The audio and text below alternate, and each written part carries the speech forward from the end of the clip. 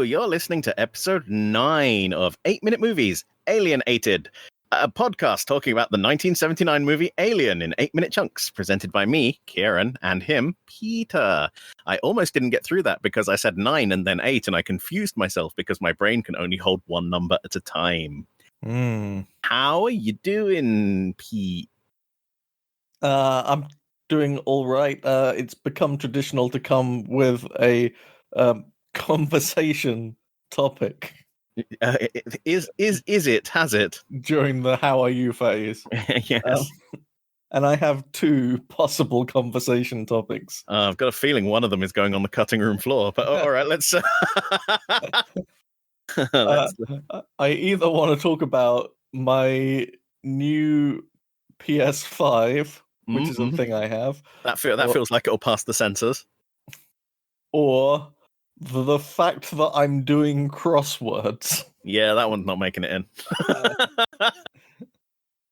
I feel like I've got more to talk about that though.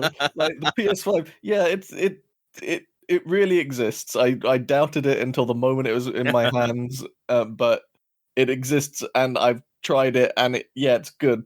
It's a good console. So as I understand it, the only way of getting a PS5 at the moment is to meet a shady man in an alleyway and exchange a bundle of notes in an envelope. Is that how you did it?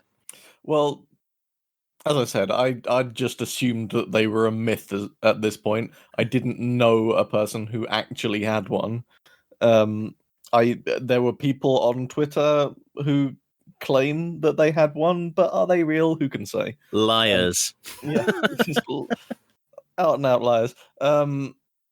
But occasionally I had a kind of a rotation of websites that I occasionally look into to see whether they've got any in stock. And I was alerted to a new place, which I hadn't tried before. Went there, never shopped there before. It said it was in stock, but I was very skeptical because I don't know how reliably this website updates its stock and all of that kind of shenanigan. And so I thought, okay, I'll order it because I can, if it actually turns out not to be in stock, I can probably cancel my order. It'll be fine. I think this is a real website. They are referenced on Eurogamer and sites like that, so I'm sure I'm like 95% sure this isn't a scam. And I hurriedly ordered it before it changed its mind about being in stock, and a few days later it did in fact turn up. So there you go. You can get them, you just need to be incredibly lucky. Well, I haven't seen it, and I don't believe you've got one until you share a picture of yourself next to it with a newspaper with today's date on it. I mean, I want proof of life from the console, you know? How will the newspaper help? But it's not like I would have had one in the past and since lost it. Well, it's just what you do, isn't it? You know? You could just Photoshop yourself into a thing, but the newspaper adds veracity. I guess. Anyway, it's there. I'm looking at it right now in its standby mode. All right. Tell us its serial number. No,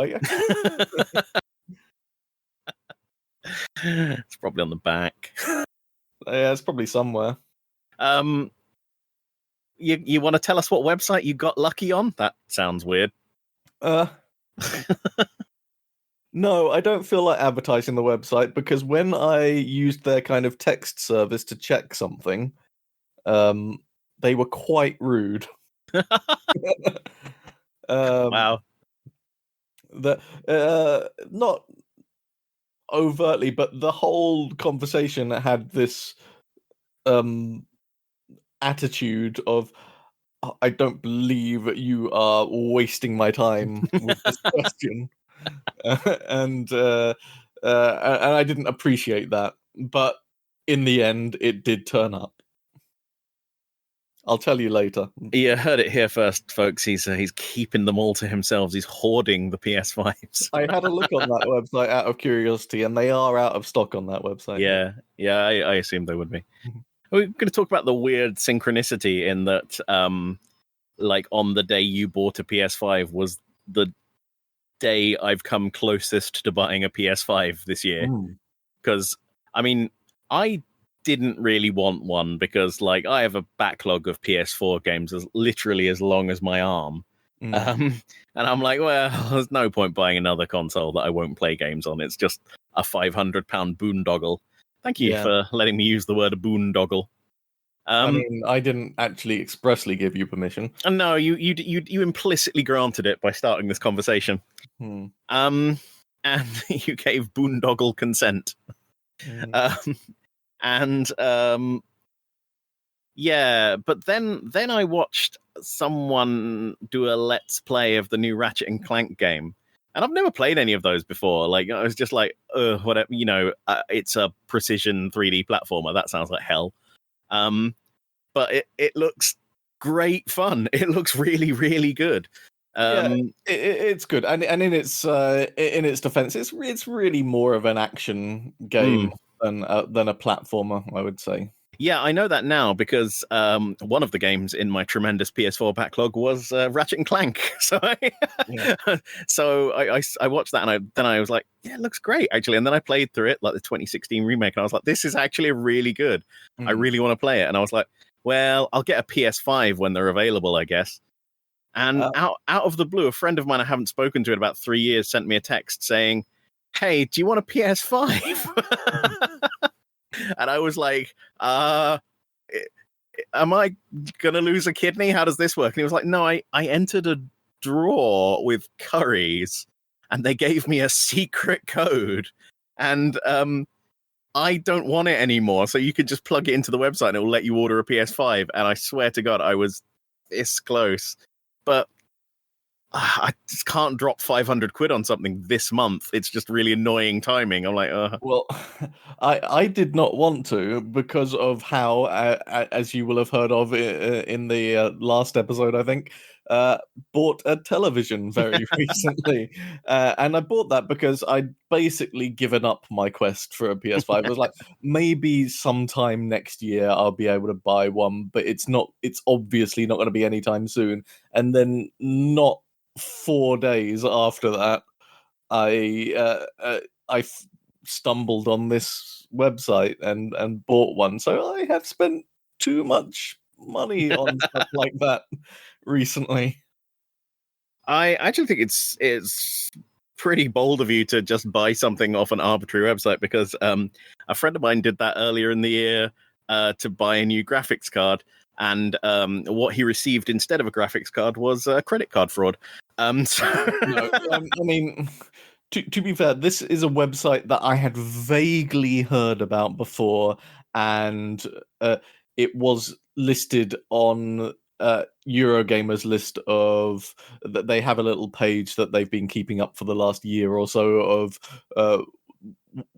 where the PS5 is in stock and when it might be expected to be in stock in various sites, and it was on that list. And so I did a little bit of due diligence around I think this is a real place. But the bit I was most nervous about is how accurate are they about in stock, and am I just going to order something that isn't actually real?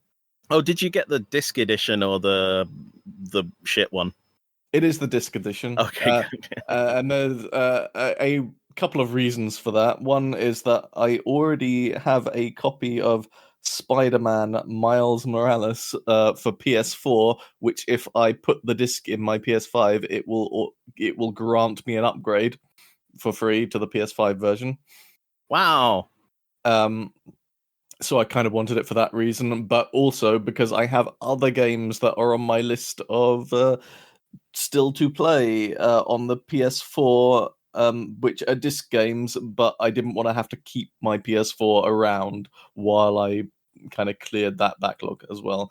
And it's the backwards compatibility has now become very smooth, so that when you go to the store, you can just buy a PS4 game or a PS5 game. It doesn't matter. It doesn't care.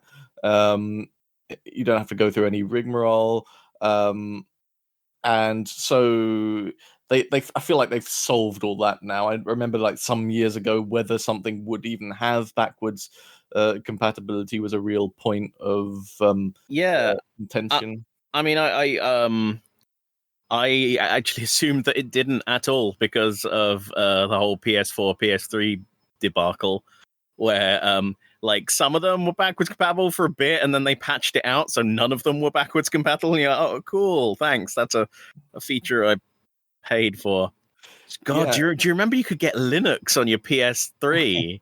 And then they patched it out, and then they had to pay everybody who'd bought a PS3 with the intention of putting Linux on it some money. Yeah. But no, it's all very smooth now. I mean, there might be a few weird exceptions where there's something very needing a PS4 specific, but I can't think what that might be. Basically, if you have it on PS4 digitally, you have it on PS5 as well, and sometimes it might even be slightly enhanced on the PS5. My my understanding of the PS3 backwards compatibility problem was those cell processor things that it had, or the emotion engine or whatever it was called. I think I might be mixing up PS2 and PS3 here, to be honest. I'm not an expert at this shit, but like it was just so unique mechanically that it was a total ball ache to just emulate in software. Yeah, I mean, everything's basically just a PC of some description now. Yeah. And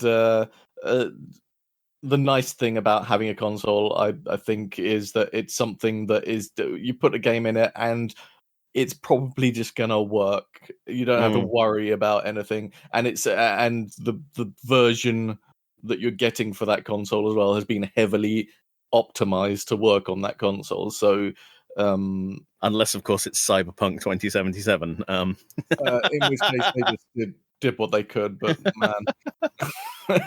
yeah, like generally speaking, when you get a console game, it's like, okay, this is the version of this game that is been designed to look good and run well on this machine, and you don't need to think about going into settings and trying to get things to look good but also run well and all that kind of rigmarole that I'm sort of bored of with PC stuff. It's much better than it was, don't get me wrong, but I like having a console for that reason, as a just kind of very simple solution for playing games, and also just they've architectured this whole thing so that it runs really well from its SSD, so it just loads stuff really impressively fast, and they take a lot of advantage of that during that Ratchet and Clank game, where they're sending you through all of these dimension holes, and it's very quickly going from kind of level to level where the areas look completely different, and just streaming in all of this stuff really fast, and it's very, very, very impressive. I feel like this is one of the last times where it genuinely is going to feel like a bit of a generational shift between the consoles. There's only so much more they can do really at this point. It all looks so good now and runs so well that, I mean, they can make it a bit faster. They can add more. I mean, how much more ray tracing can you add? I don't know. I'm sure. I was talking about this with someone the other day. Back when, like, not Skyrim, what's the one? Oblivion. Elder Scrolls Oblivion screenshots were first coming out. I thought, oh wow, they've finished graphics. Graphics have been won forever now, because all the metal looks like actual metal, and the trees and foliage look really impressive as well. And I thought, well, no game can ever look better than this. And now when you look back at that, you're like, oh actually, I was slightly wrong about the no game could look better than this. And I worry now that I'm falling into the same trap today, looking at the PS5 stuff and thinking, surely you can't get much better than this. And so I look out for things that are wrong with the graphics. I'm like, oh, yeah, maybe that shadow could be slightly less jagged and stuff like that. But it's getting into real nitpick territory now. I don't know how much longer they can really keep on iterating on this in a way that's going to be properly noticeable. Yeah, I mean, the ultimate endpoint of computer graphics really was photorealism, wasn't it? And I think we're there now. I mean, we're very close. Yeah, not maybe not 100% photorealistic in kind of all settings, but we're very close. Oh God.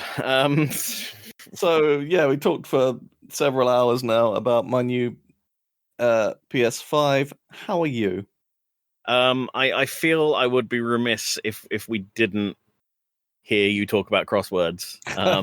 We're gonna do both. Well, I don't know. I mean, like that was 17 minutes about the PS5, and you said you had more about crosswords. Maybe I can rein it in. Do you wanna save your lengthy screed about like one of the dullest forms of entertainment for the next episode? Yeah, probably better because I've easily got another 15 minutes of crossword material. Oh God! I mean, oh good. Let's do that one next time. Listeners, I think you can tell where I'm coming down on crosswords in this thing. What I just as a little preview for what's coming in another episode. Oh God, a taster. Right.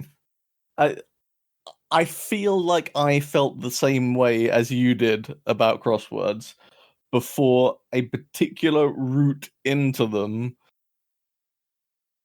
got me trying them, and I think that's what I need to explain to you so that you will understand why I have started doing crosswords and what crosswords I have started doing. It's you may be surprised. Very, very, very well.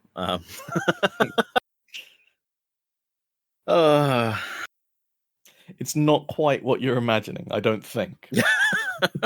It's worse. It might be, but it's different. Not going to ask me what I've been up to. I did, but then you insisted that I talk about crosswords. We'll go and do it again. Do it cleanly. Otherwise, I'll have to fix this in the edit, and you know I don't want to do that. How are you, Kieran? Needy? Yeah, fucking always. Oh, you know, fine. Can't complain. The usual. All right, good. Anything you want to talk about for upwards of 15 minutes? I played Ratchet and Clank on the PS4. Mm. I basically I was like, well, the new game looks fun. I'll give this one a little spin. And then 14 hours later, I was like, wow. I had other things I needed to do on these 2 days that I've sat here and played this video game. Yeah, they're good, aren't they? I haven't played that one yet. I did play the PS5 one, and I liked it a lot. Yeah, I've never played any of them before, really. I don't know how they passed me by. I think it's probably because I never owned a PS2 or a PS3. And they were on those consoles. It's not really much of a mystery, is it? They were PS2 and PS3 exclusives, and I never owned those consoles. So that's why I didn't play them. QED. I like most of it. I have a question for you. In the PS4 version, yes, is the main villain Dr. Nefarious? Yes and no. Okay, but he is a villain in it. He's a villain in it, yeah. Okay. Because you don't like him? I think that he must be one of the most one-dimensional characters, one-dimensional villains I've ever encountered in anything, I would say. Which is an achievement considering the PS5 game is about hopping between multiple different dimensions. But yeah, no dimensions to this guy. He's given some backstory in the 2016 game. Okay, well, they don't think it's necessary to refer to that during the PS5 one, that's for sure.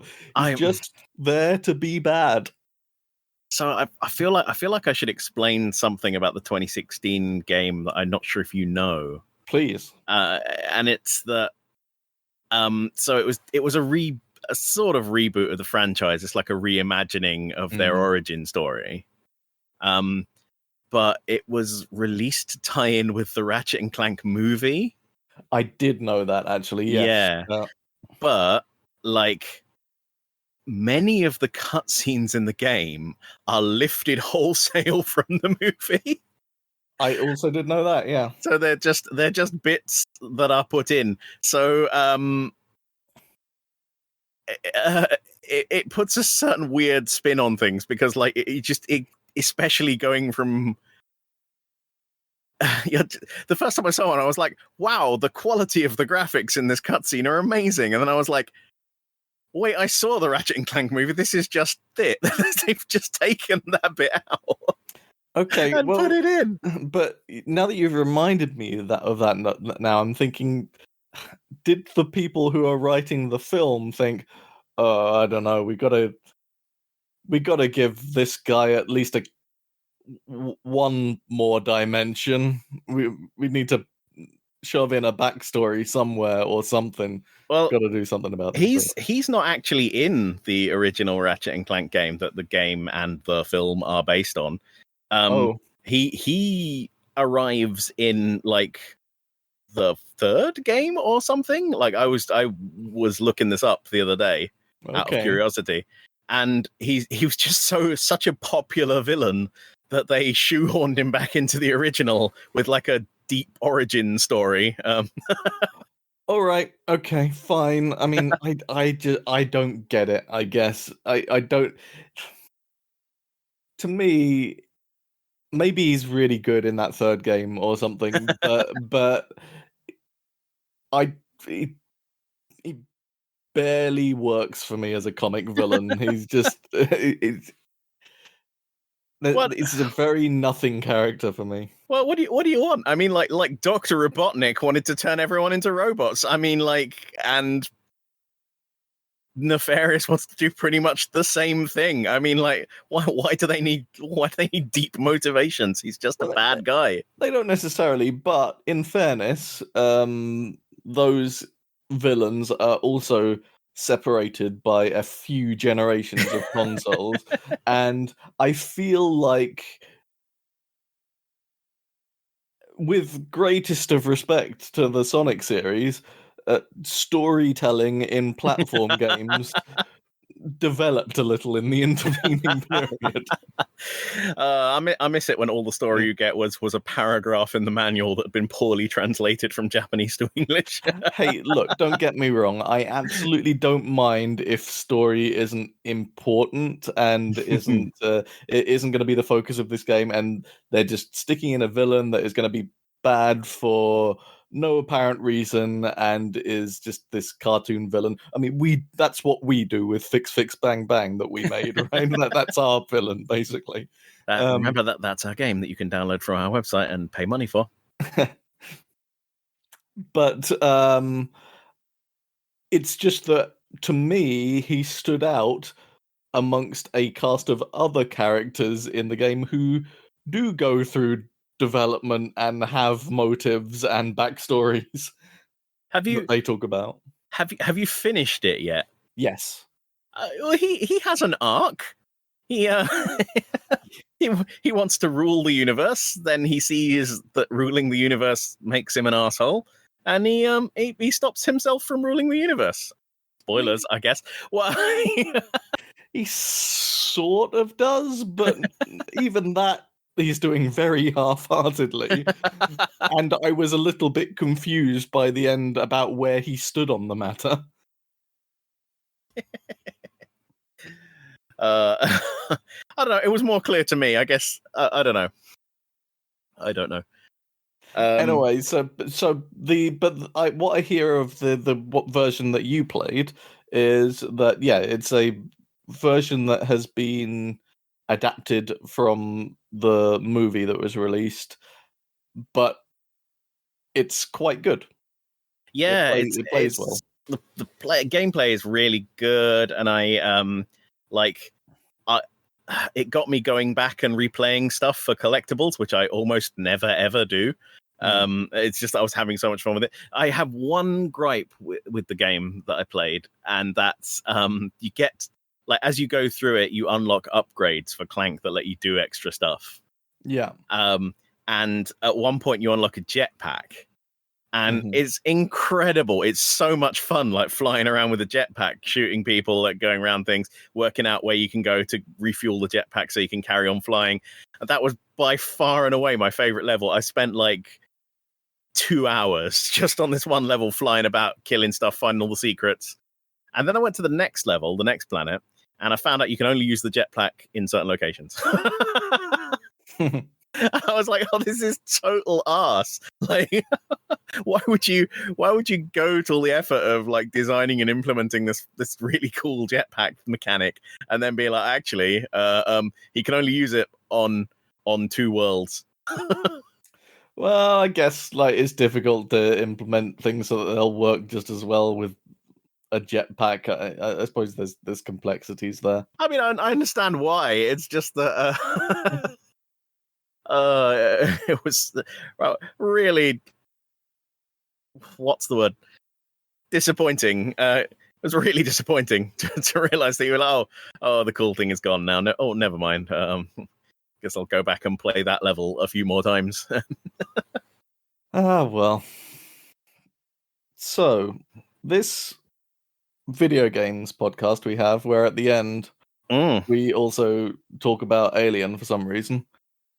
Do you think I should talk about my second thing that I'm doing now? Oh, go on. Maybe I'll just mention it briefly. I'm currently entombing a cheese in a piece of resin. And if you are perhaps less familiar than I am with Kieran, you might think, well, that's a strange thing to do. But what I thought when he told me this just before we started recording was, yeah, that makes sense. I've got priors. That's the sort of thing you'd do. If left to my own devices, I will entomb things in resin forever. Don't leave me alone with your kids. For what purpose are you entombing cheese in resin? Basically, so later I can look at it. So as an ornament? Yeah. Do you want me to make you an ornamental cheese? You've already made me an ornamental egg. That is true. I'd forgotten about that. Yeah, your egg lights up. I'd completely forgotten I made you that. it lights up. It's got a whole puzzle built into it as well. It lights up in Morse code. I forgot. I'm looking at it right now. It is one of the strangest but also best presents that I've ever had. I will treasure it forever. I promise you. Oh God, I completely forgot that I made you a puzzle egg. Yeah. I do remember now what was most puzzling about it was that I forgot to leave spaces between the letters in Morse code, which makes it nigh on impossible to decode. No, you did it first. Yeah, it was the alpha egg had problems, but we fixed it in beta and release. Yeah, I know that makes it impossible because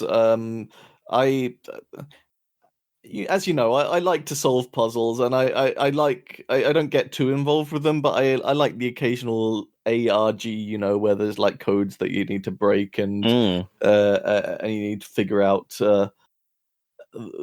complicated puzzles. And something that I encountered at one point during during one particular puzzle is that there was something that looked like it could be Morse code, and people were trying to interpret what it said, until I pointed out that you could make this say so many things without spaces. There's no point trying to make a Morse code phrase that doesn't tell you where the gaps are, because it will just... you'll see things that you'll be chasing ghosts. You'll see things that absolutely aren't there. You'll find a word that looks like it might be really relevant to the puzzle you're solving, but it will just be complete luck. You need the spaces. Well, I mean, we're 4 to 5 hours into this podcast. Maybe we should talk about the podcast. With so many digressions in, if you are a listener to this and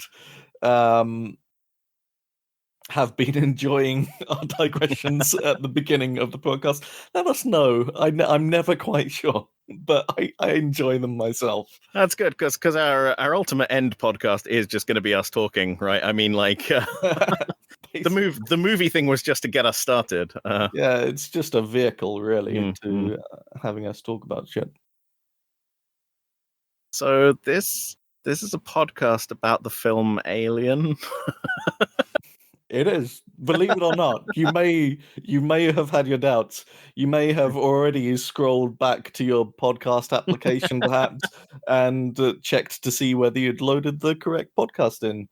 Pre-edit, we are 41 minutes in. Yes. Not a mention of Alien. Yeah. So normally, around this point, or 20 to 30 minutes earlier than this, I talk about something tangentially related to the movie, but maybe not directly related. That's what tangentially means. Help me out, Peter. I'm dying. Have we introduced the concept of the podcast yet? Or no, we haven't. Do we need to do that? we threaten to drop it every time, don't we? Yeah. Is this the time? No. All right. This is a podcast about the 1979 film Alien, where we talk about it in 8-minute chunks, right? And I have seen the film a lot. I've seen a lot of films. I watch films. I enjoy films. Peter was raised in a lab as an experiment to produce something. I don't know. It's probably a super soldier thing that went wrong, I guess, like really, really, really wrong. And he hasn't ever seen any films ever, like not one. So we're watching Alien and he's like, wow, it's like the people are in the room. And I'm like, no, it's a screen. Okay, I think just in case some people listening to this are less familiar with me than you, I want to set the record straight here. I've seen lots of films. I did not grow up watching horror films. That wasn't my genre, and it still isn't my genre, really. They're not really films that I was allowed to watch as a child, and as I got older, all of the kind of really best ones, the kind of classic ones, were kind of old by that point. So I never really went back and checked them out because it's not really a genre that, on the face of it, at least particularly interests me. But this podcast experiment is to see whether if we can look at something in much more detail than we might usually look at it, it becomes more entertaining and more interesting. And so far, I would say we have found that to be the case. In many ways, this podcast is actually about the questionable parenting decisions my parents took when I was a child, just to get me to shut the fuck up for 5-10 minutes. Two blessed hours of not having to deal with me. Put a film on. What film? It doesn't matter. Yeah, if you really want to get a sense for what a strange child Kieran was, then then you should really go back and listen to the episode where you talk about, what is the live experience called again? It's called Alien War. Alien War, yeah, which is something that, I would say most people who are, how old were you? Somewhere between 8 and 10, I guess. Yeah, let's say 9. That most 9-year-olds would not be super excited about going to. They sold child tickets. It must have been for children. They sold child tickets.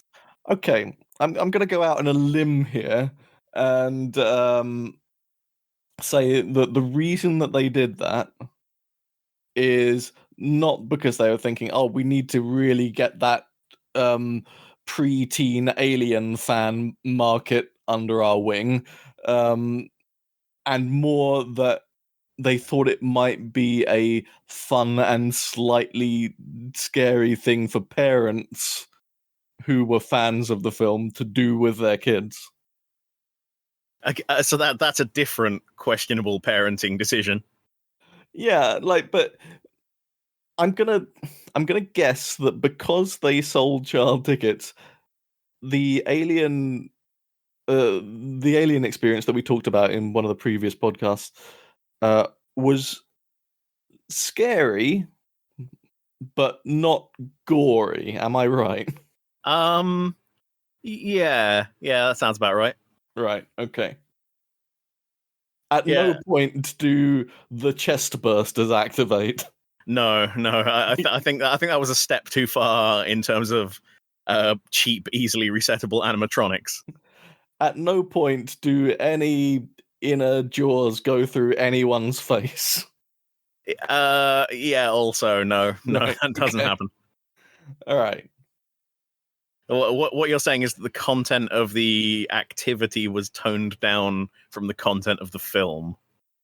To make it something that might spook a child, but wouldn't get the police sent round.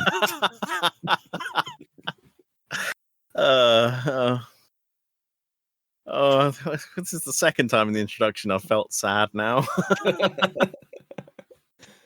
So, anyway, with that slight digression to a previous episode out of the way, we're going to talk about this 8 minutes of I was nearly going to say The Thing, which I was fucking hovering over it. I was like, he's gonna do it. That dumb shit. He's gonna do it. That wouldn't be a dingable offense. I was right fucking there. We are going to talk about Alien, but first, before we talk about Alien, you have a side topic to discuss that is to do with Alien, but not directly to do with the 8 minutes that we're going to be talking about. So what do you got? I'm going to talk to you today about Balaji Badeo. I was going to talk about him because it's his first appearance in the movie coming up. Ooh, that's going to give away who he is if previously you didn't know, isn't it? I think I do now. Balaji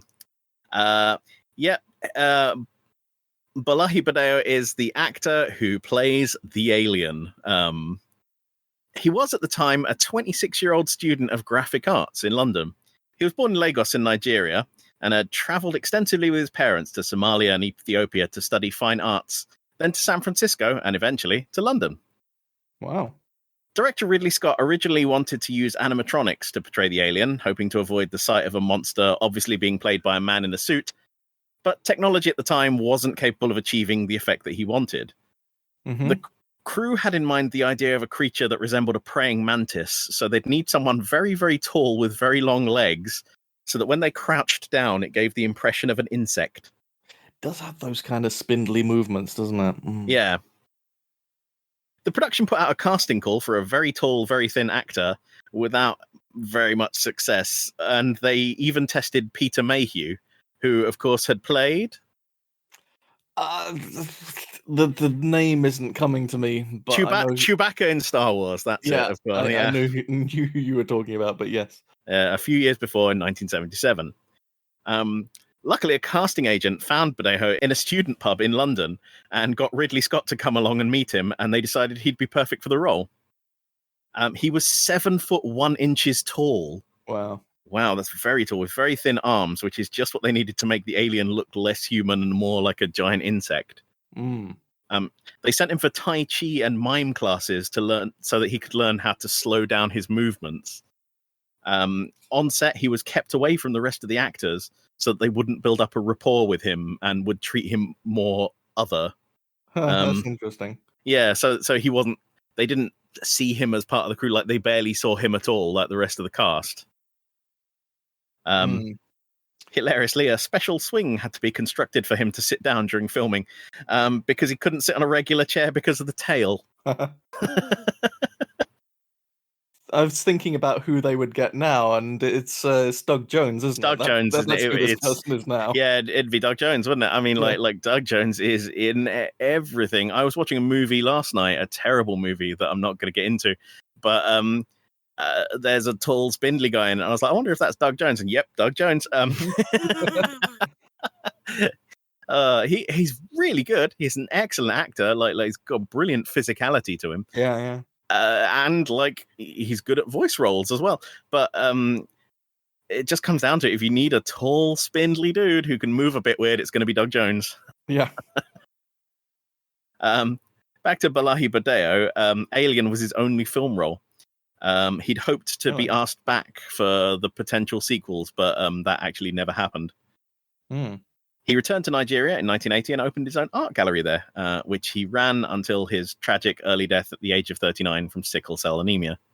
So he wasn't in any of the sequels either? No, he was never asked back. I think it's because they really went a different way with Aliens, which I'm sure we'll cover if we ever do that one. Where it's less of a suspense thriller and more of just a straight up action film. I mean, there's not one alien in Aliens. There's lots of them, as the title implies. Yeah. Okay. Before we move on, I have a question for you. A question? Yeah. Did I sound engaged enough for you during that segment? Were my responses interested enough for you? Oh yeah, you're doing this, are you? Yeah, no, I am. Yeah. How was I? Well, I would give you that was an 8 out of 10. That was an 8 out of 10 performance. Okay, good. I was really trying this time. Yeah, I noticed. So the reason I'm bringing this up is that somewhat pettily during the last recording, I think it was fine, but I was quite tired while we were recording. We had been at it for about 6 hours at that point. Yeah, and it had been going on for quite a while, and so during some moments where there was a bit of a lull in my consciousness, I sounded slightly less interested in some of Kieran's facts than he would have liked. and I discovered prior to the recording of this podcast that because my reactions were not as interested as he thought the fact warranted, he cut out my reaction and replaced it with an earlier, more interested reaction to put there instead. Now, look, I'm the editor here, and I don't know why you're revealing this in shocked tones, as if to a judge and like an aghast jury.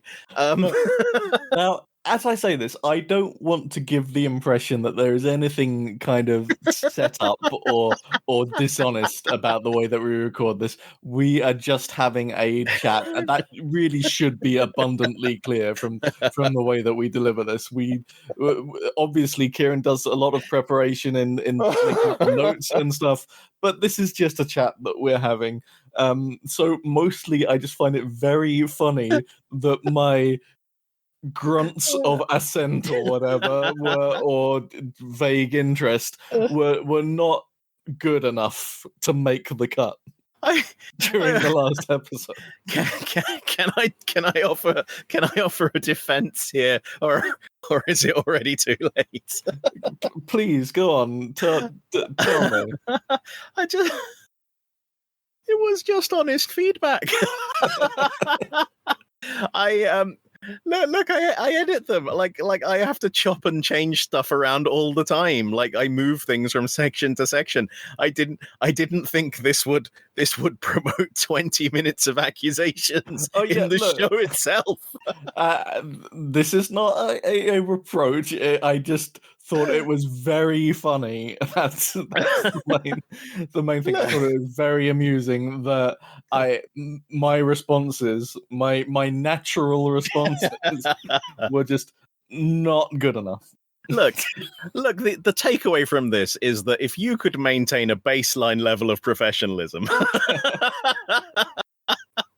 that was sufficient to meet my requirements, I wouldn't have to fix you in post.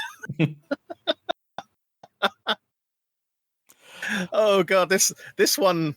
Oh, are we going to have to do a do-over on this entire podcast? Where are we even in it? We're a solid hour in and we haven't started. This is why it needs some editing, basically, is because this happens. And so then you just kind of have to stitch together something that has a semblance of order to it. And sometimes you're just like, oh, I wish that sound that he made was just a little nicer, or I don't know. I just wish that he was played by a different voice. I'm gonna hire. I'm gonna hire one of the Chuckle Brothers. Have him put. Oh, don't you fucking start! Don't you start on hiring actors from Cameo to read single lines. I'm just gonna put have some of these lines redone by a professional. That'll make the whole thing a bit better. Look! If I could afford Doug Jones, you wouldn't be on this podcast.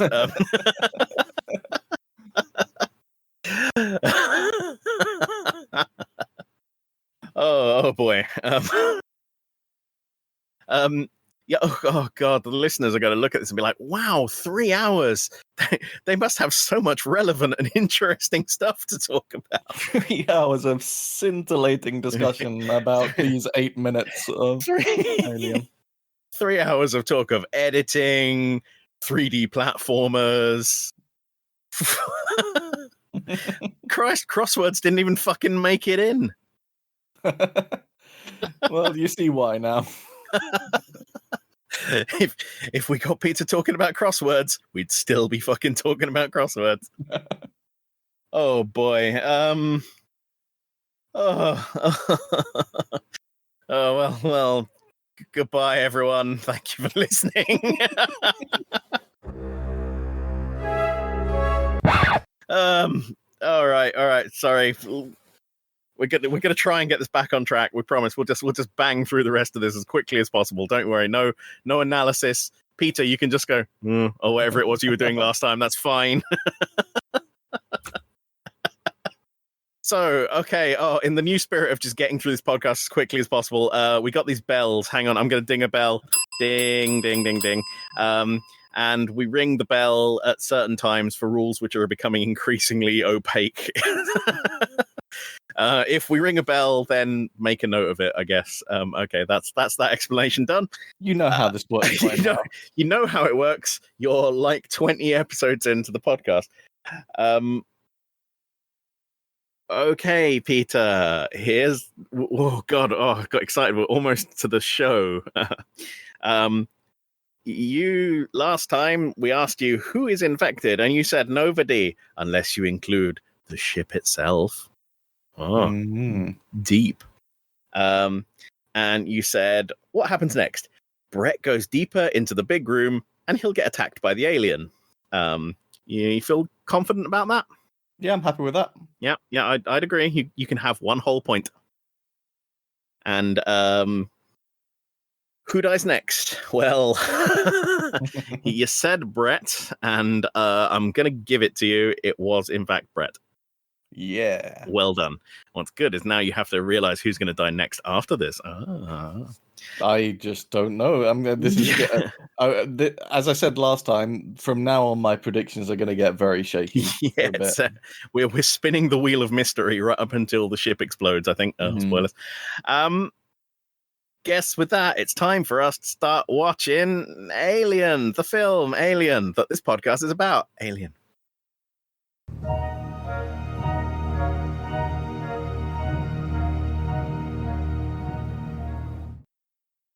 And we are back. We will be covering 1 hour and 4 minutes to 1 hour and 12 minutes of Alien. As always, this is not a watch-along podcast. Stop doing it. Go and watch the film. Don't be a coward. It's a horror film that's nearly 40 years old. How scary can it be? Oh, did you expect me to answer that? Yeah, that was a question. How scary can it be? Quite scary. Oh, okay, fair enough. I'm going to read out these bulleted action points from my action point list in my action point planner, which sum up some points of action. And if we want to talk about them, we will. Otherwise, we won't.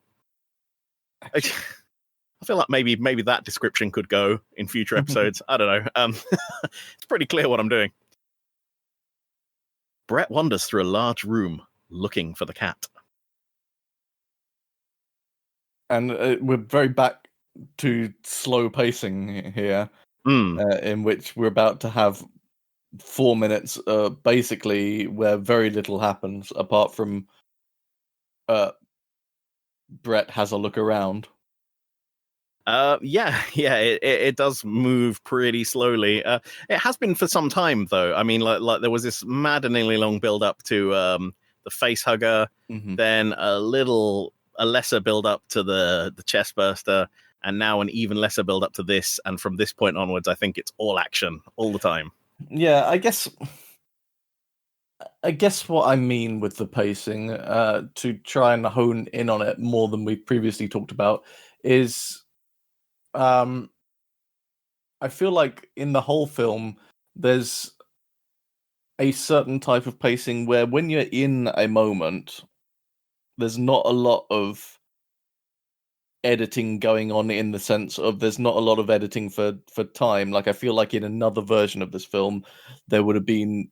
we wouldn't have seen the whole search. We would have seen him starting to look around, and then it would have maybe cut to him seeing the thing on the floor, and then it would have maybe cut to him going into the next room and having a look around, and then we would have had an alien reveal. Where in this case, it basically is showing you his search pretty much in real time. Yeah. And I feel like it does. At this point in the film, it's doing a lot more kind of time skips. So we get one in the middle of this whole segment as well, a bit of a time skip. So it's kind of cutting to the chase in that way a little bit, but still the individual scenes are edited very kind of naturally. There's something interesting about the time skip you mentioned, but we'll mention that when we get to it. So the room they're in here is the ship's garage, referred to as the treasure room in the script. For the equipment, Ridley Scott got fairly exotic-looking digging machines of appropriate size, like small bulldozers and small earth movers. And inspired by the way the Apollo lunar lander was partially covered in gold foil, everything was sprayed with gold paint. It's hard to tell, honestly. Yeah, I mean, you can see it if you're looking for it, but it is a very dark scene, so they do glow gold if they're spotlit. They want to get some lights in this whole area, really. One of the vehicles was fitted with tank tracks and covered in shell casings. Despite the fact the Nostromo is a vehicle towing a refinery rather than something that went out on mining missions, Geiler and Hill decided on these vehicles as part of the crew's gear, like to show that they're truck drivers in space. And Ridley Scott really hoped to find a reason to get them in the outside shot, but there was just nothing in the script made sense for them to go outside. So they got them all, and then they just sat in this room. Brett stops and hears a noise. On the director's commentary, Harry Dean Stanton did not like this close-up at all, because it's just his gigantic face on the cinema screen for about 40 seconds. It's like, oh, thanks Ridley. You don't spend a lot of time looking at your own face, I guess. Yeah, especially not projected onto a screen 40 feet in front of you. All those details. Under a digging machine, he disturbs Jonesy, who escapes again. It seems like there's water here as well. I didn't quite understand what I was looking at. I've got comments about the water, but give me just 2 minutes. Okay. We'll go through a couple more points and we'll get to the water. Brett finds something rubbery on the floor, like a snake skin, and he picks it up. Yeah, well, I mean, I Oh, would have used a stick or something. I wouldn't have touched it. I mean, Yeah. it looks like a used condom or something on the floor. I'm like, no, thank you. That can stay there. Yeah, I mean, well, he does know that at least something to do with that alien has very corrosive acid for yeah, blood. yeah, exactly. And so I would not put my hands anywhere near something that might have come off it. I mean, it is just sitting on the floor rather than eating its way through all of the hull. So, I guess. um, to be honest, though, I mean, like, he's seeming increasingly oblivious to the tremendous danger he's in. Yeah, and I suppose we talked about this last time, that they all aren't exactly aware of the danger at the moment. So that's okay, and I think it's an interesting uh, technique here because he's not that worried in this situation. Maybe he's a little bit nervous, but it seems like more like he's just in this big, wide open, kind of creepy space more than actually thinking that something's going to happen. Yeah, of Uh, course. He doesn't know what this thing represents or what's gonna happen to him. Yeah, and that's why I think that the pacing of this scene is just so good because it's really all of that is for the audience because the entire audience knows at this stage that this character is in a bad situation. Yeah, This character is in danger. Even if yeah, they haven't seen the monster yet in its full kind of glory, they know that this person is in danger. yeah. We're all we all know that he's not getting out of this unless he turns around and leaves quite quickly. Yeah. Which is it's a very common thing for horror films, isn't it? That you know someone's in danger. And in that situation in real life, you too would probably be like, haha, chuckles, I'm in danger. But they just carry on regardless. So yeah, that's what I really like about the way that this is paced out is that the whole time you're just thinking, oh, just no, leave, just leave. No, don't mess with that skin. No, what the fuck are you doing with the water? Stop that. No. I mean, it shows a sort of interesting thing in his relationship with Parker as well, in that Parker sent him to do this, Mhm. and Parker is his, boss. But Yeah. also, like, he doesn't think Parker will send him into abject danger. Otherwise, he'd have protested. He's just like, well, he's just telling me to do something. Yeah. So not even Parker, well, we've mentioned it before, but not even him is expecting anything bad to go on. Right. So want to hazard a guess what that gross thing is made out of? Uh. Oh well, just thought it was some sort of rubber, maybe. Yeah, would you But guess? Would you guess latex slathered in KY jelly? yeah, that sounds fine. You'd be does it? That's spot on because that's what it is. Fairly grim. Brett goes through into a large dark room with swinging chains and dripping water.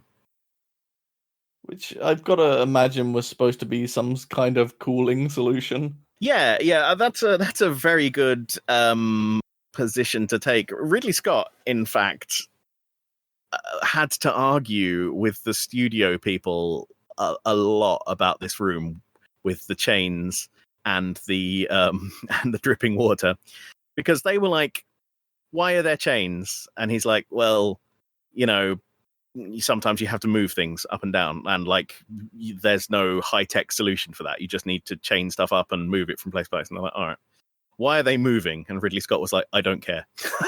Yeah. And then they were like, why is there dripping water? And he's like, it's condensation. It doesn't matter, like it's not damaging the ship, so they just don't fix it. It's so tedious having to defend every little thing, basically because he wanted some dripping chains because the room was kind of empty and still without them, and he wanted some movement, something to sort of make it less clear to Brett's character that he's in tremendous danger. Oh, I just thought that it was just some kind of water cooling solution. If I'd realized it was condensation. I feel like condensation is a little bit gross because it's not very pure, is it? It's No. just like whatever. I would not, if there was enough condensation going on to be like rain on my face, I feel like I would not be looking up and letting that splash my face. That seems gross. Yeah. You're moving on a bit to like the next point. So let me finish my things for this one, and we can talk about the gross oily water. Please. So this room is supposed to be the landing leg room, where the legs of the ship retract to. And Ridley Scott sort of wanted it to be like a temple-like environment. You know, it's just very tall. It's got those sort of columns going up. They're actually, Roger Christian went out and bought 2 old Canberra bombers and took them apart. And the columns surrounding the edge of the room are the jet engines that are like expanded and dragged out and like painted gold. And in the center of the room is the 40-foot landing leg left over from the sequence where they filmed it outside. They just hoisted it a couple of feet off the ground to give it the impression that it had like retracted up inside the ship. I think it looked really well. It works really well, and it's sort of like just a reuse of an earlier prop that they would otherwise have just gotten rid of. Yeah, I didn't notice any of that. I just saw it as atmospheric looking room. Very interestingly here, in the director's cut, which we're not watching, you can see the alien. It's actually hanging in the chains at the top, and there's a shot of it, like quite obviously, like swinging back and forth in amongst the chains with its arms crossed over its chest, like it's like in stasis or waiting or something. And there was some pushback on that because they were like, aren't you giving the game away a bit by showing this thing prematurely? And Ridley Scott was like, they won't ever have seen it before, you know, or how do they know what they're looking for? It would just look like part of the ship or something. And I can sort of see that, but I'm glad that it wasn't in the theatrical cut. I do think it was jumping the gun a bit. It feels like it's not needed, really, to sell this moment. Going back to what you were talking about before, Brett stands under a column of dripping water and lets it wash his face. My comment here says, oily ship runoff water. Yeah, I feel like if it's water that he knows is pure because it's just whatever is used and it's purified and it's part of the cooling solution, it's pretty clean. I think that's fine, but it feels a bit weird if it's just whatever stale ship air happens to condense on the walls. just rust dripping down from something above him onto his face. He is in that water for a long ass time. Like, I get the feeling this isn't the first time he's done that either. No, yeah, that makes it worse. Is this how he showers? No wonder they're all staying away from him. Jesus Christ. This definitely isn't the purpose of this area. Like, I feel like it would be better lit. He fucking honks. He washes himself in revolting ship slime.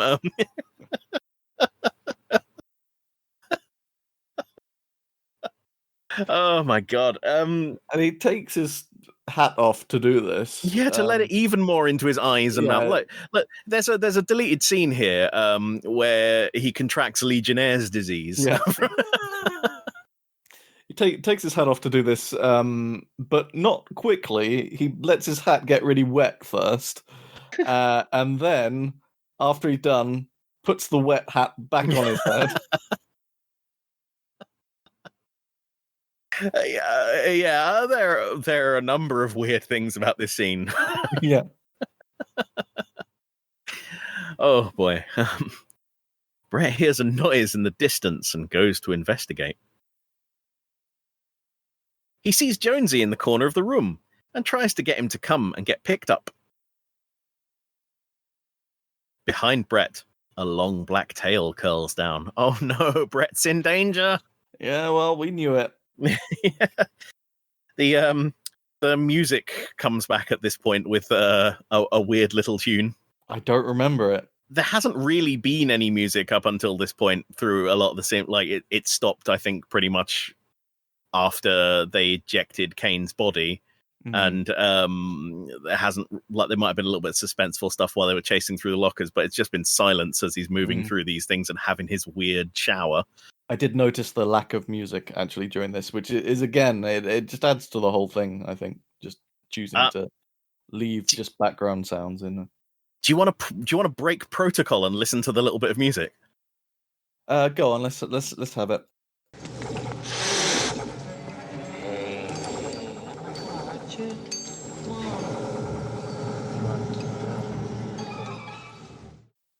Yeah, lots of terror strings. Yeah, so you get a little bit of I guess a clarinet sting initially is what I hear, and then you just get various things with pizzicato strings and some high winds there. Just a kind of spiky tune is what I would call it. Yeah, I want to describe the intro as like the first bit of it as rubbery. Is that a musical term? I kind of see what you mean. Yeah. Yeah, it's interesting. Listeners, if you've ever used the word rubbery to describe a piece of music, why don't you email us? And sometimes at the beginning of a piece or elsewhere in a piece, but most often at the beginning, it tells you how to play it, and it can be basically any word. And sometimes those words are more useful than others, I would say. And I can imagine rubbery being something that someone puts at the beginning of a song, like, oh, what the shit do I do with that? What does this dickhead mean? What's that piece of music where like the last note has like where like F means loud and like the last bit has like 11 Fs next to it? I don't know what that is, but that is fairly non-standard. They it used to be that it went from, I think, 3 Ps to 3 Fs was the kind of the range that you're working with, and even then it's all relative. Like, it's very open to interpretation, but eventually that just wasn't enough for some composers, and they just needed to keep that was not enough to convey how extremely quiet or extremely loud they wanted something to be, and so they would just kind of exaggerate in their scores. And that's the old style of loudness war, is the loudness notation war. I vaguely remember more about the story now, and it was something like it's like the trombone part of an orchestral piece. And like they're you know, when it tells them to come in, it's got like 11 Fs next to it, and they were like, they all just looked at each other like, okay. And you could see them all taking a deep breath about 40 seconds beforehand. Yeah. And when they came in with this tremendously loud trombone noise, the rest of the orchestra was like, yeah, there was this piece by Elgar that has a part in it which is, I can't remember exactly how it's notated, but the instruction is to play it very loud, like just extremely piercingly loud, and but because that is the moment in the story where the protagonist of the story actually sees God, and so and it's like that loud, kind of see God loud. Well, speaking of seeing God, this is our first sight here of what was called Alien 3, because it was the third of its forms, or the Big Chap. And it was actually the first scene they filmed with the costume. Giga had been despairing up until this point because they were under tremendous pressure to get the movie done, and it wasn't really coming together anywhere near as fast as he wanted. Right. To make the actual costume, Giga sculpted it on top of a plaster cast the prop department had taken of Balahi Badeo using plasticine as a base, which was then covered with various animal bones, including ribs and spines, pieces of air conditioning duct, and screws. He did one side of it, while his assistant mirrored it on the other, just so they could complete it faster. He didn't like sculpting as much as he liked, traditional pencil on paper artwork, because when you do a drawing, it only has to look good from one angle. Well, I was going to say, I was not actually aware that he did any sculpting. I thought that it was maybe all just based on drawings that he'd done. Well, he did initial drawings. Getting even more into the creation of the costume, he did initial drawings, and someone else on the production team was supposed to make the costume, but they just sort of failed. So he was like, "Oh, I will do it." The head at the front contains an actual human skull with the mandible cut away. Cool. That's pretty grim, isn't it? Pretty metal.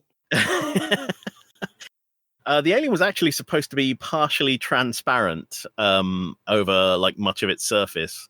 There was like a darker base with like transparent bits so you could see stuff moving under its skin. And the thing they chose to move under the skin were live maggots. Ding. You are right. That was a valid thing.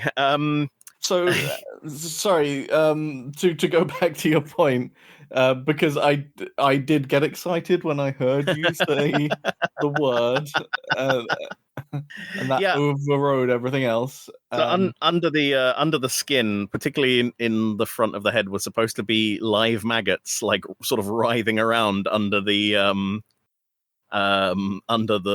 sort of transparent latex, which sounds pretty grim. You wouldn't want to wear that. But oh god, I feel sorry for the actor now, who occasionally has maggots stripping down onto his head inside the costume. But it turns out the transparent latex is basically impossible to work with. And they tried and ripped it about 1,000 times, and then they were like, "Just fuck it!" Like it's sort of shiny black now. It's not blackish brown. It's not transparent. Yeah. 3 alien costumes were made. A model to use as a template, a suit for 7-foot-tall Balahi Badeo, and another suit for a much smaller stuntman. And where are they now? That's a good point. I don't know. Presumably rotten to pieces in someone's collection. Well, that's something for you to find out for next time. You haven't done that in a bit, have you? Oh, don't make me do work. Oh, I'll write it down. This is going to be one of those things that's impossible to find out. I'm going to have to write to the Smithsonian or something, aren't I? Maybe those fellas in Antarctica might know. Yeah. Hi. Well, the last time I emailed them, it was sort of obliquely with like, "Hi, I'm doing research for a podcast." I could just open with exactly the same line. I'm doing research for a podcast, but I don't know if you're the right person to ask. Can you help me? Where are the alien costumes from Alien now? Yeah. Are they in Antarctica? This is a bit of a long shot, I know, but we've checked everywhere else. I think one of them actually might have ended up in the Museum of Pop Culture in Seattle, which I have been to, and definitely had a lot of sci-fi props. I know they had some stuff from Aliens, and they had an egg from Aliens. Nice. And I definitely think I've got the obligatory selfie of me there with an alien looming behind me. So maybe it's either from Aliens or Alien. I'll have to go through my thousands of photos and see if they do. Or I suppose I could email them. You know.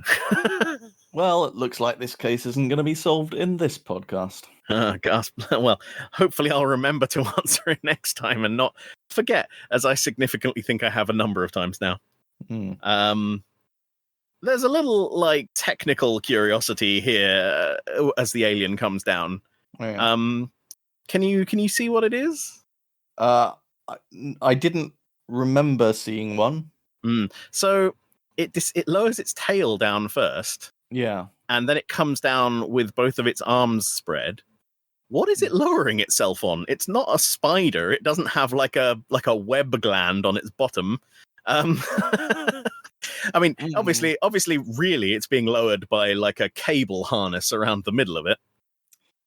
Yes, that's a good point. What if its tail is just really strong and it's just balancing on it like Tigger? That's the wonderful thing about Tigger is that he will not implant you with eggs. Yeah. Yeah, I mean, maybe it's that. It's just a little bit of tedious pedantry to get me through the day. The cat hisses and recoils. Brett tries to calm him down, and the alien fully descends behind him. How do you get a cat to hiss on command, Peter? Do you put something really scary in front of them? That's true. So they built a little wooden screen, and they put a very fierce German Shepherd behind it. Wow. So the cat's just standing there, like looking curious, and then they whipped the screen suddenly away, and the cat was like, it was on like a leash, so it wouldn't, Yeah. This wasn't like a bloodbath, but yeah, that's how you get a cat to hiss on command. It's pretty clever. Behind Brett, the alien stands, saliva dripping from its fanged maw. So the mechanism for opening the jaw and firing out the inner tongue proved very, very complicated to actually do and fit into the head.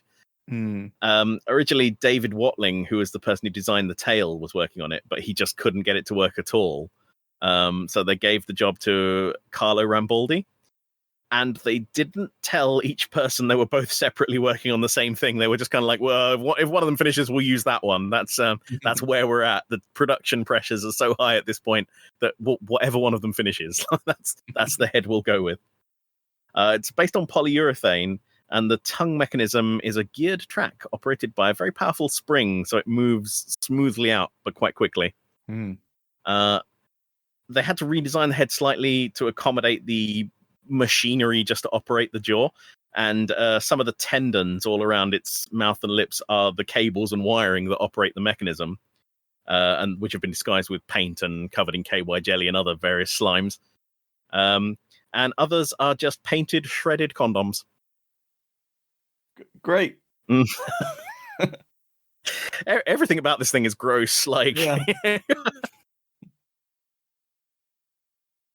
As Jonesy recoils, Brett turns and freezes in horror. Harry Dean Stanton felt that he screwed up this scene because he didn't think he could successfully play terror as an actor. And he just tried to act like he didn't understand what he was seeing, which is fair enough. I mean, like, if I was confronted by that thing, I think I'd be pretty gormless as well while it disemboweled me. Yeah, I mean, I think I like this reaction, actually. I think it works quite well because it does look scared, but also confused. Yeah. A lot of his expression here is bafflement, which I think is pretty accurate for the thing just like cropping up from nowhere, and you're just like, what are you? I mean, last time he saw this, it was pretty small, and so at the same time as being very frightened by this thing, gotta have some cogs turning in your head, thinking, how is this here? The alien fires its inner jaw out from its mouth and punctures his head, and he screams. This shot weirdly actually it wasn't supposed to be here in the film. It's reused from later in the movie when Parker dies. They originally the alien was just supposed to like crush his head with his hands, but they put this insert in because it looks better. They took a casting of Yaphet Kotto's head and then constructed a dummy model of his skull out of fiberglass, except for the forehead, which is made out of like paraffin wax.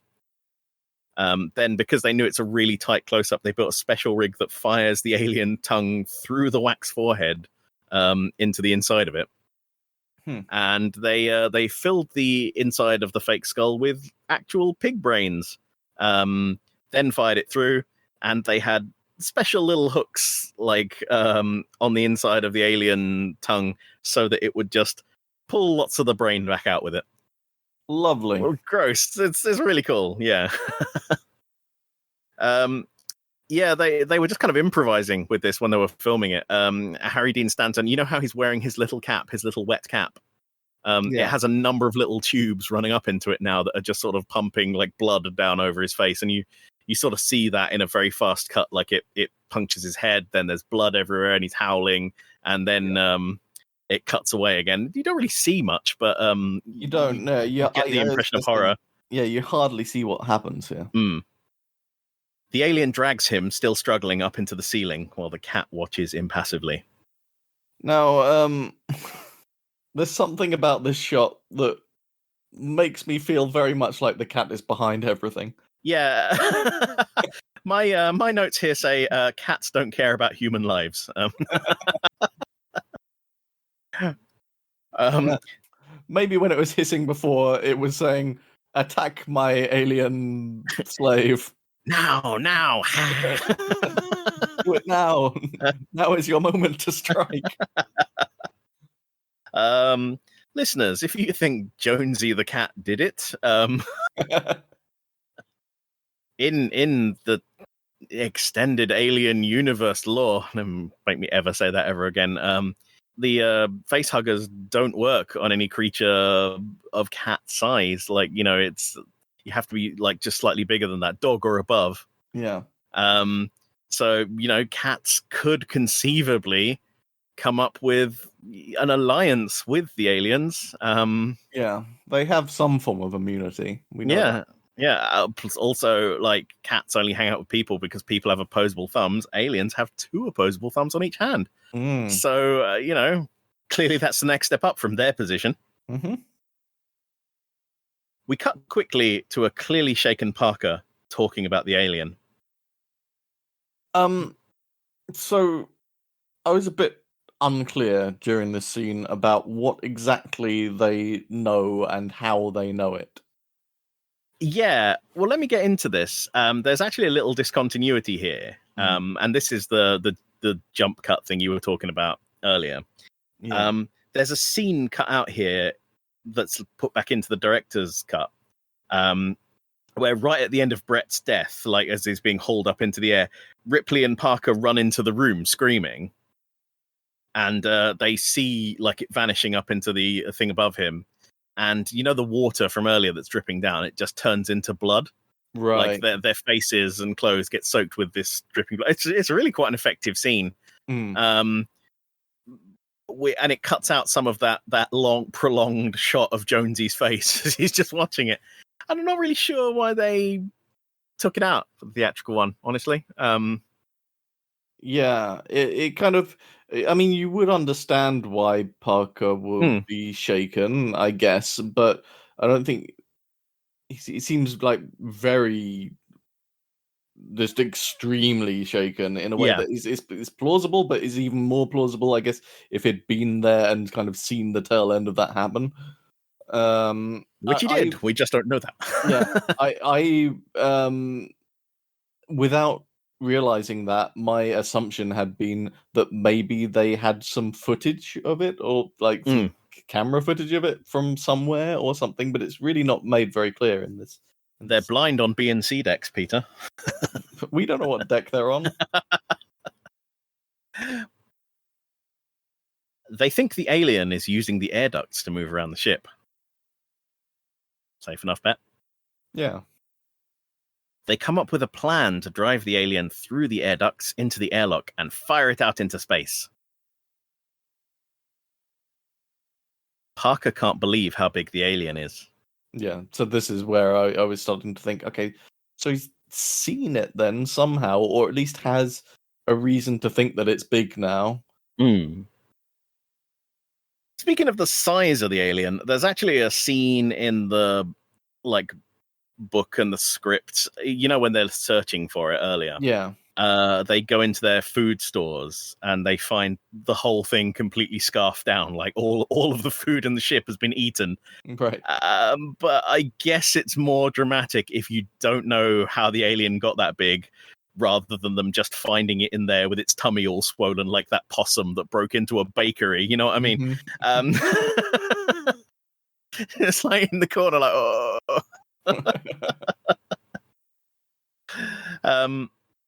Also here, almost inaudibly, Ash calls it Kane's son, which, if you didn't think he was weird before, welcome to the fucking party. Yeah, this was a line that I only noticed, I think, for the first time watching it this time. And yeah, very weird line. Do they not have a tact module that they can stick into these robots or something? Did they just leave that out? Because, yeah, very weird thing to say, especially in that moment where not only is Kane dead from this alien, someone else has also just died. Yeah, it is the least sensitive time to deliver like a quip you've been working on for some time. Right. And he has been acting weird like throughout the whole film. We've mentioned it a lot of times, but I think this is the first time where he's just out and out said something, that in a normal situation you'd be like, why did you say that? What are you thinking? It's like, oh, right, okay, you're actually a sociopath. Fine, right? And the fact that they don't comment on it, I think, is just sort of evidence of everyone's heightened emotional state. Yeah. That they're thinking this is some weird stress reaction. Yeah, sure. To just burst out with something completely very, very weird. Ripley asks Ash to help. He suggests it may retreat from fire. Dallas asks Parker to make a flamethrower. 20 minutes to make a flamethrower. I mean, Jesus Christ, that's pretty impressive, right? I mean, I don't think I could make a flamethrower in an hour. Yeah, I think that's fair. I guess if you've got some relevant parts on hand, maybe. What is it? Like a tank, a pump, and like a nozzle and a pilot light. Maybe it's simpler than I'm thinking. You got to have something to get the pressure up, so maybe just like a mechanical pump or something. Hmm. I'm going to build a flamethrower and let you know how long it takes me to do that. Or I'll never hear from you again. Or maybe. more realistically, I'll die in a fireball between this and the next episode.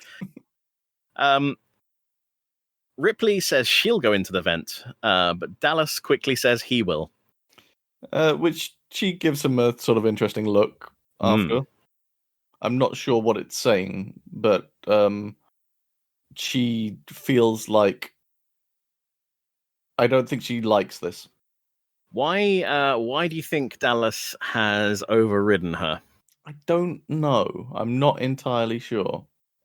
I can think of some reasons that it might be, but I don't quite get it, to be honest. Well, there's a few reasons bandied about. The one that comes up in the book and like a later revision of the script is he's sort of feeling guilty here because he's been sending people out to their deaths for some time now, and the whole thing is his fault because like he overrode Ripley to let the alien on board. So this whole situation is directly his fault now. Yeah, that works for me, and it also kind of works for me with the next scene that happens as well. But also as a motivation, just precedent to this, like just somewhere in the morass of scenes between Kane's death and now, they actually had a sex scene written into the film. Oh yeah. And between Dallas and Ripley. And Sigourney Weaver was even commenting on how ridiculous it was. She was like, they built this little special chair for us to have sex in.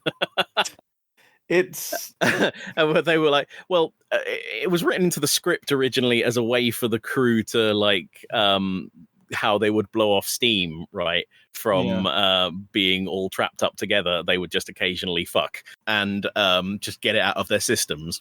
I guess. But Sigourney Weaver was like, why would anyone want to just take all their clothes off and have sex when there's a weird alien monster running around? And I'm like, yeah, I can. I'm on that train. I'm on team the pants stay up until the terrifying biting monster is found and cannot be anywhere near my genitalia. Yeah, because it occurred to me that it could be some sort of feeling that he has for Ripley that is causing it, but I don't feel like that's the kind of relationship they have. No. That doesn't really play in the film that we've seen anyway. And I feel like if that scene had been left in, then it would have felt out of place in the moment as well, like you say. Interestingly, the sex scene, as written, was interrupted. Like they were just getting into the swing of things, and it was interrupted by Kane's body, which had just floated by the windows of the ship. That's gonna kill it. Yeah, That, isn't it? That's really gonna. Oh boy. They actually made a full-size version of Kane's body and shroud for this scene, which like never really got used in the film. Wonder what that is now. I'm not looking at where is. Okay, Google, where's Kane's sex body? Well, I wouldn't have. Anyway, let's move on. Where's the alien sex corpse? The crew get on with their duties. We cut to Dallas in the mother chamber, talking to the computer. He asks it if it thinks they'll be able to kill it, and it doesn't know. Insufficient data. He asks what his chances are, and it says, does not compute. Well, yeah, it's an interesting scene, this one. I get the feeling that Dallas doesn't even think that he will be able to get answers from the computer.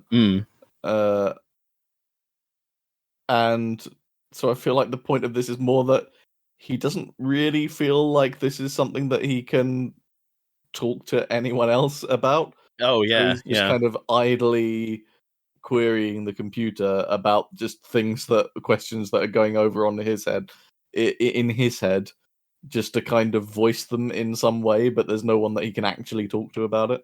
Yeah, and it's very interesting for us, obviously, because we get we haven't heard from Mother for a while, and we get a little glimpse into what she's thinking, which is, insufficient data. Right. But also, yeah, as you say, he's spilling his heart out here because I think he doesn't want to go into the vents at all.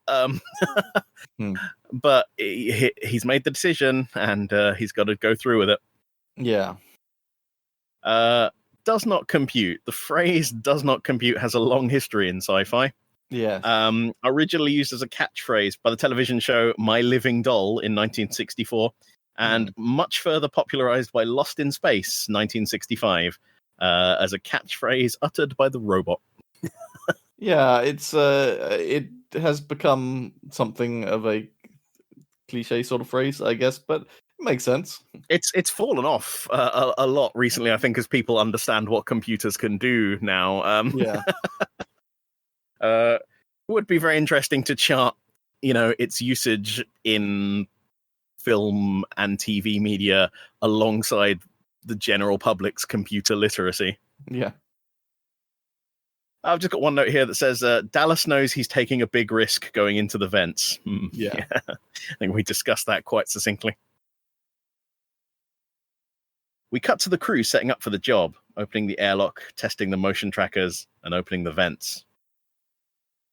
These vents, they're very sphincter-like, aren't they? Like an iris. They don't seem like a great idea for an airtight vent to me, honestly, because they never close completely. There's like a gap in the middle. I don't know why you'd pick them, honestly. I mean, they look cool, I guess. That's pretty much it. That's about it. Dallas crawls through the pitch-black vents, lit only by the pilot light of his flamethrower. He calls the crew via radio to check they're all ready. He climbs further through the ship, being tracked by Lambert. And that brings us to the end of 8 minutes. Again, sort of mid-scene, really, but yeah, a little abrupt here, I would say. Yeah. But pretty good. I mean, we had some stuff happen, and we've moved on. Yeah, I mean, I feel like this was very much cut into 4-minute chunks. This one, where the first chunk was the adventures of Brett and the the second chunk was preparing for how to track down the newly large alien. Newly large. Wouldn't it be cool if it just kept getting bigger? Like, like it eaten Brett, and now it's fucking massive. It's like the size of a house. Mm. Probably less of a suspense thriller, that, and more just Godzilla. Who's infected, Peter? Well, I mean, again, unless we're just counting the ship as a whole, nobody infected. I'm going to put some question marks down. What happens next? What happens next in the movie film Alien from 1979? I haven't got a clue. It feels like they're setting up Dallas to die. But here's my really out on a limb guess. Right.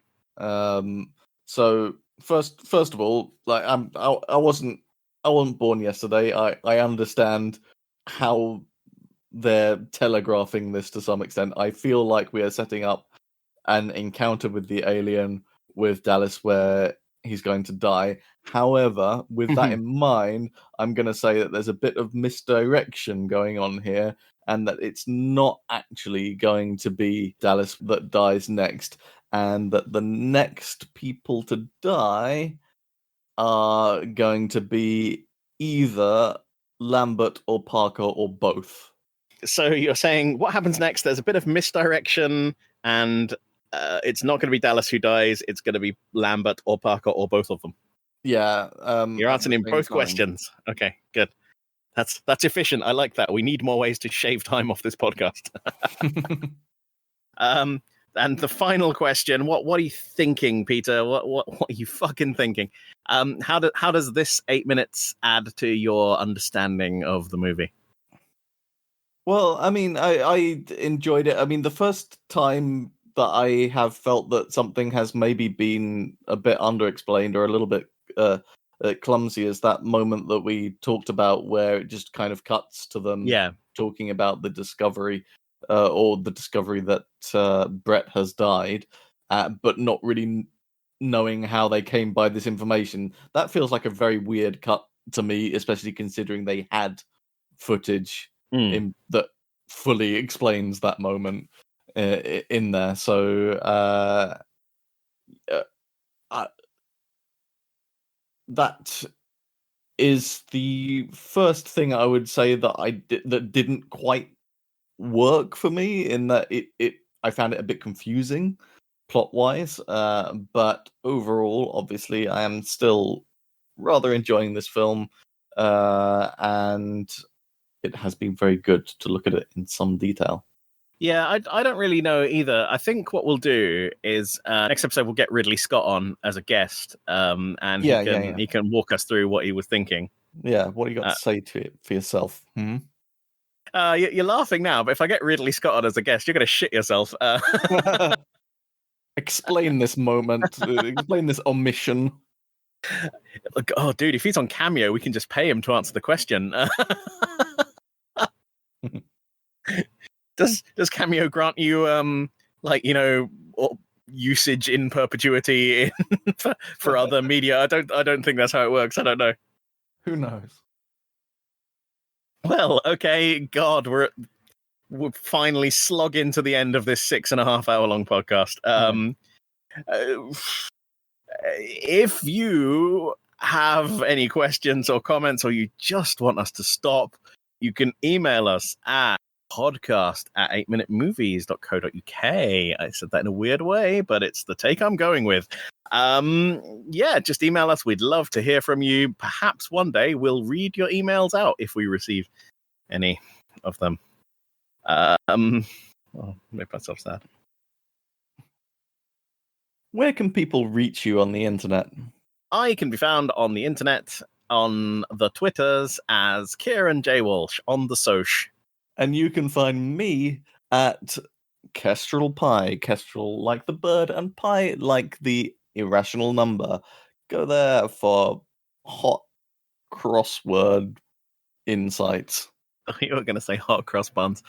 I deliberately said the Soch because I know you don't like it. No, it's terrible. I chose to ignore it. Good. All right. Well, it's been a ride. This one. Thank you for enduring it with us, listeners. Goodbye to you. Goodbye. Goodbye.